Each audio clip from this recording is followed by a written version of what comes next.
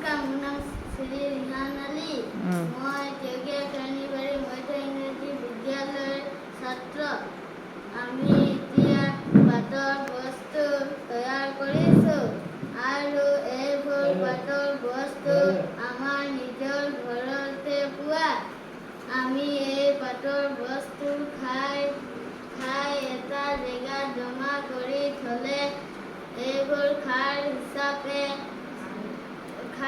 ৰূপান্তৰিত হয় আৰু এই খাৰবোৰ আমি শাক পাচলি ফল মূলৰ গছৰ গুৰিত দিব পাৰোঁ আৰু প্লাষ্টিকৰ প্লেট বা পলিথিন য'তে ত'তে পেলাই দিলে পৰিৱেশখন প্ৰদূষণ হয় আৰু আমি খাগৰি পাত, কলৰ পাত আৰু কলৰ ডুঙৰ দি বাচন বৰ্তন তৈয়াৰ কৰিবলৈ চেষ্টা কৰিছোঁ আৰু প্লাষ্টিকৰ